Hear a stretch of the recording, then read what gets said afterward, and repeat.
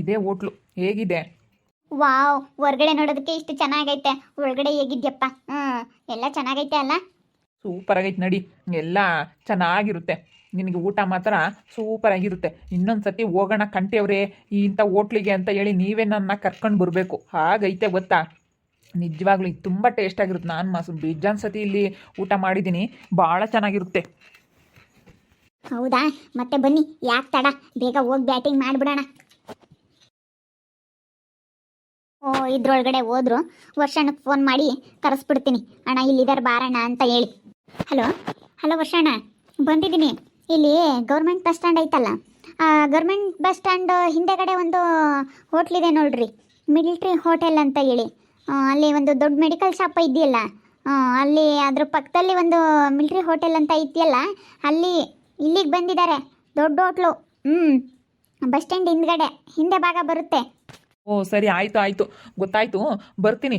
ಬಂದ ಮೇಲೆ ಏನಾದರೂ ನೀನು ಸಿಗಲಿಲ್ಲ ಅಂತ ಅಂದರೆ ಫೋನ್ ಮಾಡ್ತೀನಮ್ಮ, ಫೋನ್ ಮಾಡ್ತೀನಿ. ಅಣ್ಣ ಬೇಗ ಅರ್ಜೆಂಟ್ ಬೇಗ ಬಂದುಬಿಡಿ. ಅಲ್ಲೇ ಒಳಗಡೆ ಹೋದ್ರವರು, ಬೇಗ ಬಂದುಬಿಟ್ರೆ ಆಮೇಲೆ ಅವ್ರನ್ನ ಕ್ಲಾಸ್ ತಗೊಳಕ್ಕೆ ಅನುಕೂಲ ಆಗುತ್ತೆ.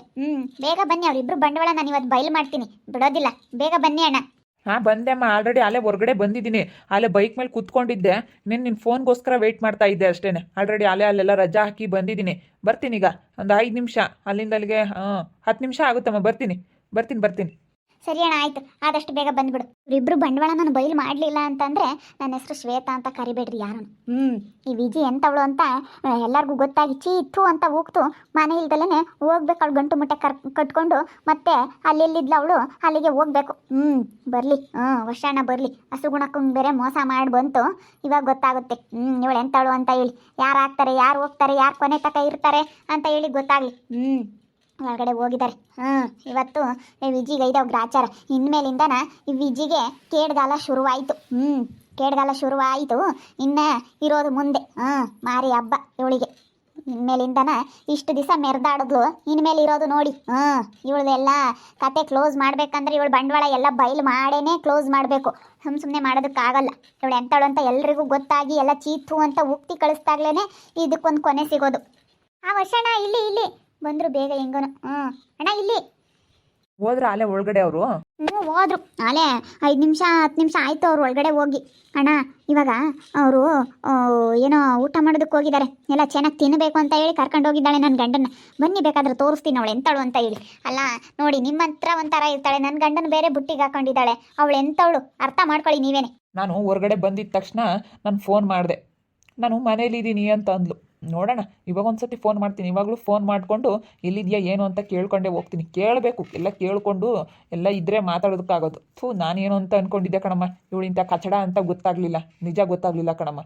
ಇವತ್ತು ನಾನು ಸುಗುಣಿಗೆ ಮೋಸ ಮಾಡಿಬಿಟ್ಟೆ ಅನ್ನಿಸ್ತಾ ಐತೆ. ಫೋನ್ ಮಾಡ್ತೀನಿ ಇರು, ಎಲ್ಲಿದೆಯಾ ವಿಜಿ ಅಂತ. ಹಲೋ ವಿಜಿ, ಎಲ್ಲಿದೆಯಾ? ಎಲ್ಲಿರೋಣ, ಇಲ್ಲೇ ನಮ್ಮ ಚಿಕ್ಕಮ್ಮರ ಮನೆ ಹತ್ರ ಬಂದಿದ್ದೆ. ಸುಮ್ಮನೆ ಏನೋ ಮಾತಾಡ್ಸ್ಕೊಂಡು ಹೋಗೋಣ ಅಂತ ಹೇಳಿ ನಮ್ಮ ಚಿಕ್ಕಮ್ಮರ ಮನೆ ಹತ್ರ ಬಂದಿದ್ದೆ.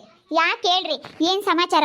ಆವಾಗಲೇ ಒಂದ್ಸತಿ ಫೋನ್ ಮಾಡಿದ್ರಿ, ಫೋನ್ ಮಾಡಿ ಇನ್ನೂ 1 ಗಂಟೆ ಆಗಿಲ್ಲ, ಅಲ್ಲೇ ಫೋನ್ ಮಾಡಿ ಮತ್ತೆ ಎಲ್ಲಿದ್ದೀರಾ ಅಂತ ಕೇಳ್ತಿರಲ್ಲ, ಯಾಕೆ? ಏನಿಲ್ಲ, ಸುಮ್ಮನೆ ಆಗ ಕೇಳಿದೆ, ಫ್ರೀಯಾಗಿದ್ದಾ, ಅದಕ್ಕೆ ಮಾತಾಡ್ಸೋಣ ಅಂತ ಹೇಳಿ ಫೋನ್ ಮಾಡಿದೆ ಅಷ್ಟೇ. ನಿಮ್ಮ ಚಿಕ್ಕಮ್ಮವ್ರು ಇದ್ದಾರಾ? ಹೋಗಿದ್ದೆ, ಇವಾಗ ತಾನೇ ಬರ್ತಾ ಇದ್ದೀನಿ. ಅಲ್ಲಿಂದ ನಡ್ಕೊಂಡು ಮನೆ ಹತ್ರ ಹೋಗೋಣ ಅಂತ ಹೇಳಿ ಹೋಗ್ತಾ ಇದ್ದೀನಿ. ಇನ್ನು ನಡ್ಕೊಂಡು ಹೋಗ್ತಾ ಇದ್ದೀನಿ. ಮನೆ ಹತ್ರ ಇದ್ರು ನಮ್ಮ ಚಿಕ್ಕಮ್ಮವರು, ನಾನು ಒಬ್ಬಳೇ ದಾರಿಲಿ ನಡ್ಕೊಂಡು ಹೋಗ್ತಾ ಇದ್ದೀನಿ. ಅದಕ್ಕೆ ಸೌಂಡು, ಗಾಳಿ ಸೌಂಡ್ ಬೇರೆ. ಓ ಹೌದಾ, ಸರಿ ಆಯ್ತು. ಊಟ ಮಾಡ್ದಾ? ಇನ್ನೂ ಇಲ್ಲ, ಮಾಡಬೇಕೀಗ. ಏನು ಅಡುಗೆ ಮಾಡಿದ್ಯಾ? ಏನು ಮಾಡಿಲ್ಲಪ್ಪ ಇನ್ನೂ ಸದ್ಯಕ್ಕೆ. ಅಡುಗೆ ಬೇಳೆ ಸಾಂಬಾರು ಮಾಡಿದ್ದೆ. ಬೇಳೆ ಸಾಂಬಾರು, ಅನ್ನ ಐತೆ. ಇವಾಗ ಅನ್ನ ಮಾಡ್ಕೊಂಡು ತಿನ್ನಬೇಕು. ಏನಾದರೂ ಇವತ್ತು ಸಂಡೆ ಅಲ್ಲ, ಏನಾದರೂ ಸ್ಪೆಷಲ್ ಮಾಡಬೇಕು ಅಷ್ಟೇ. ನೀವೇನಾದರೂ ತೊಗೊಂಡು ಬಂದರೆ ಬರಬೇಕಾದ್ರೆ ಸ್ಪೆಷಲ್ ಮಾಡೋಣ. ಸರಿ ಆಯಿತು. ಇನ್ನೇನು? ಇನ್ನೇನು ಇಲ್ಲ, ಇಡೋಣ. ಹಾಂ, ಓಕೆ ಬಾಯ್. ಅದು ವರ್ಷ ಅವರೇ, ನನ್ನ ಫೋನು ಎಲ್ಲಾದರೂ ಒಳಗಡೆ ಇಟ್ಟಿದ್ರೆ ಏನಾದರೂ ರಿಸೀವ್ ಮಾಡಲಿಲ್ಲ ಅಂತಂದರೆ ಮಾಡೋಕೆ ಹೋಗ್ಬೇಡಿ, ಆಗ್ಲಲ್ಲನ. ಸರಿ ಆಯಿತು, ಇಡ್ಲಾ? ಹಾಂ ಸರಿ, ಆಯಿತು ಹೇಳು. ಏನು ಹೇಳಿದ್ಲು ವರ್ಷಣ್ಣ? ನಾನು ಮನೇಲಿದ್ದೀನಿ, ನಮ್ಮ ಚಿಕ್ಕಮ್ಮರ ಮನೆ ಹತ್ರ ಹೋಗಿದ್ದೆ, ಬರ್ತಾ ಇದ್ದೀನಿ ಅಂತ ಎಷ್ಟು ಸುಳ್ಳು ಹೇಳ್ತಾಳಮ್ಮ. ನನಗೆ ಗೊತ್ತಿರಲಿಲ್ಲ ಇವಳಿಂಥ ಮೋಸಗಾತಿ, ಇವಳಿಂಥ ಕಚಡ ಅಂತ ಹೇಳಿ ಗೊತ್ತಿರಲಿಲ್ಲ. ಇವಾಗ ಗೊತ್ತಾಯಿತು ಎಷ್ಟು ಸುಳ್ಳು ಹೇಳ್ತಾ ಇದ್ದಾಳೆ, ನನಗೆ ಎಷ್ಟು ಮೋಸ ಮಾಡ್ತಾ ಇದ್ದಾಳೆ ಅಂತ ಹೇಳಿ ನನಗೆ ಇವಾಗ ಗೊತ್ತಾಗ್ತೈತಿ. ಅಲ್ಲ, ಇಲ್ಲಿ ಹೋಟ್ಲೊಳಗಡೆ, ಮಿಲ್ಟ್ರಿ ಹೋಟ್ಲೊಳಗಡೆ ಇದ್ದು ಅವಳು ಮನೇಲಿದ್ದೀನಿ ಅಂತ ಸುಳ್ಳು ಹೇಳ್ತಾಳೆ ಇದ್ದಾಳೆ ಅಂತಂದರೆ, ಇವಳು ಹಿಂಗೆ ಮೋಸ ಮಾಡದೇ ಇರೋಳಾಗಿದ್ದರೆ ನಿಜ ಹೇಳೋಳು, ಹಿಂಗೆ ಬಂದಿದ್ವಿ, ಹಿಂಗೆ ಹೊರಗಡೆನೆ ಹಿಂಗೆ ಊಟ ಮಾಡ್ತಾ ಇದ್ದೀವಿ, ಇಂಥ ಹೋಟ್ಲಲ್ಲಿ ಇದ್ದೀವಿ ಅಂತ ನಿಜ ಹೇಳಬೇಕಾಗಿತ್ತು.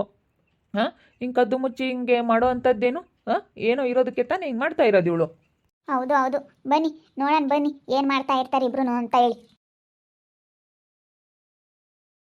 ಇಲ್ಲೇ ಕೂತ್ಕೋಬೋದಾಯಿತು ವಿಜಿ ಅವರೇ, ಅಲ್ಲೇ ಕೂತ್ಕೊಂಡ್ರಾ? ತಿನ್ನಿ ತಿನ್ನಿ, ಪರವಾಗಿಲ್ಲ. ಏ ಬಿಡಿ, ಯಾರಾದರೂ ಪಕ್ಕದಲ್ಲಿದ್ದರೆ ತಿನ್ನೋದಕ್ಕಂತಾರ ಅನಿಸುತ್ತೆ. ಎದುರು ಬೆದ್ರಿಗಿದ್ರೆ ನಿಮ್ಮ ಮುಖ ನಾವು ನೋಡ್ಬೋದು, ನನ್ನ ಮುಖ ನೀವು ನೋಡ್ಬೋದು. ತಿನ್ರಿ ತಿನ್ರಿ, ಎಲ್ಲ ಚೆನ್ನಾಗಿ ಕೊಟ್ಟಿದ್ದಾರೆ ಅಲ್ಲ. ಟೇಸ್ಟ್ ಅಂತೂ ತುಂಬ ಚೆನ್ನಾಗೈತಪ್ಪ. ಭಾಳ ಚೆನ್ನಾಗೈತೆ, ಎಲ್ಲ ಜಾಸ್ತಿನೇ ಕೊಟ್ಟಿದ್ದಾರೆ. ಮೊಟ್ಟೆ ಬೇರೆ ಇಂಥದ್ದು ಕೊಟ್ಟಿಲ್ಲ ಅನ್ನಂಗಿಲ್ಲಲ್ಲ. ಕಾಲು ಸೂಪ್ ಕೊಟ್ಟಿದ್ದಾರೆ, ಮಟನ್ ಫ್ರೈ, ಮಟನ್ ಬಿರಿಯಾನಿ, ಇದೆಲ್ಲ ತಿಂದ್ಮೇಲೆ ಮುದ್ದೆ ಕೊಡ್ತಾರಾ? ನಿನ್ಗೆ ಏನೇನು ಬೇಕು ವಿಜಿ, ಎಲ್ಲ ಸಿಗುತ್ತೆ, ತಿನ್ನು ತಿನ್ನು. ನಿನಗೇನು ಇಷ್ಟ ಬರುತ್ತೋ ಅದನ್ನು ತಿನ್ನು, ಎಷ್ಟಾದರೂ ಪರವಾಗಿಲ್ಲ, ನಾನು ನೋಡ್ಕೊಳ್ತೀನಿ. ನೋಡಲ್ಲಿ ಹೆಂಗೆ ತಿಂತಾ ಇದ್ದಾರೆ ನೋಡು ವರ್ಷಣ್ಣ. ಎಲ್ಲ ವಿಡಿಯೋ ಮಾಡ್ಕೊಳಮ್ಮ, ಎಲ್ಲ ವಿಡಿಯೋ ಮಾಡ್ಕೊ ಇಲ್ಲಿ. ಕಾಣಿಸ್ತಾ ಆಯ್ತಾ ಸರಿಯಾಗಿ? ಎಲ್ಲ ಕಾಣಿಸ್ತಾ ಐತೆ, ಎಲ್ಲ ವಿಡಿಯೋ ಮಾಡ್ತಾ ಇದ್ದೀನಿ. ಯಾಕೆ ಆ ವರ್ಷ ಯಾಕೋ ಫೋನ್ ಮಾಡಿದ್ನಲ್ಲ? ಅವ್ನ್ದೇನು ಹೇಳ್ತೆ ಬಿಡು. ಅವಾಗಿನೂ ಒಂದು ಅರ್ಧ ಗಂಟೆ ಆಗಿಲ್ಲ ಫೋನ್ ಮಾಡಿ, ಏನು ಮಾಡ್ತಾ ಇದೆಯಾ ವಿಜಿ, ಎಲ್ಲಿದೆಯಾ ವಿಜಿ ಅಂತ ಫೋನ್ ಮಾಡಿದ. ಮತ್ತೆ ಈಗಲೂ ಫೋನ್ ಮಾಡಿದ್ದಾನೆ. ಅದಕ್ಕೆ ಫೋನ್ ಮಾಡೋಕೆ ಹೋಗ್ಬೇಡ ನೀನು. ನಾನೇನಾದ್ರೂ ಎಲ್ಲಿಗಾದ್ರೂ ಹೊರಗಡೆ ಏನಾದರೂ ಸ್ವಲ್ಪ ಕೆಲಸ ಐತೆ, ಕೆಲಸ ಮಾಡ್ತಿದ್ರೆ ಫೋನ್ ರಿಸೀವ್ ಮಾಡೋಕ್ಕಾಗಲ್ಲ ಅಂತ ಹೇಳಿ ಕಟ್ ಮಾಡಿ ಇಟ್ಬಿಟ್ಟೆ. ಮಾತಾಡೋದೇ ಬೇಡ ಅನ್ಸುತ್ತೆ. ಇದೆಲ್ಲ ಊಟ ಮುಗಿಯೋವರೆಗೂ, ಸಬ್ಸೆಂಟಾಗಿ ಊಟ ಆಗೋವರೆಗೂ ನಾನಂತೂ ಫೋನೇ ರಿಸೀವ್ ಮಾಡೋಕ್ಕೆ ಹೋಗಲ್ಲ. ಚೆನ್ನಾಗೈತಪ್ಪ. ಅಯ್ಯೋ, ಮಟನ್ ಫ್ರೈ ನೋಡು ಎಷ್ಟು ಚೆನ್ನಾಗೈತೆ. ಎಲ್ಲ ಭಾಳ ಚೆನ್ನಾಗೈತೆ.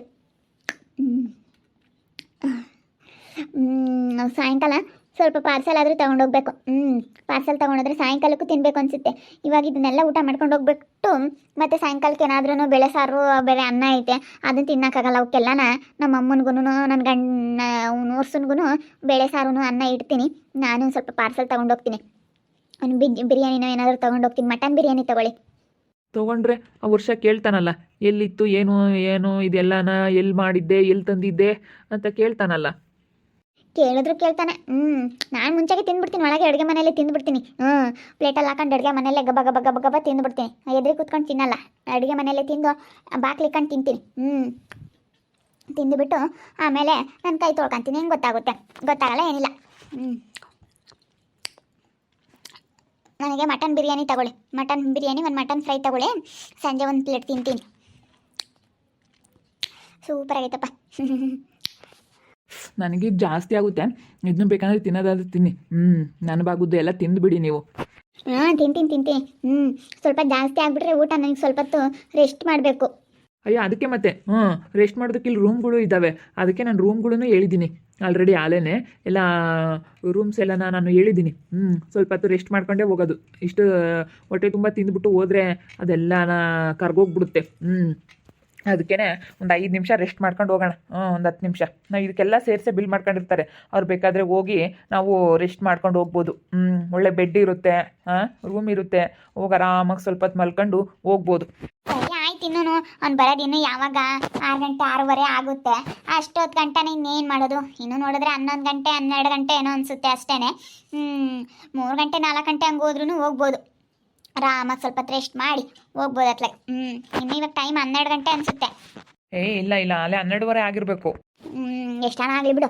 ಸದ್ಯಕ್ಕೆ 5 ಗಂಟೆ 5:15 ಅಷ್ಟೊತ್ತಿಗೆ ಹೋದ್ರೂ ಆಗುತ್ತೆ. ಇನ್ನು 6 ಗಂಟೆ 6:15 ಆಗುತ್ತೆ. 6:15 7 ಗಂಟೆ ಆಗುತ್ತೆ ಒಂದೊಂದು ದಿನ ಬರೋಕ್ಕೆ. ಮಳೆ ಬೇರೆ ಬರುತ್ತಲ್ಲ, ಅದಕ್ಕೆ.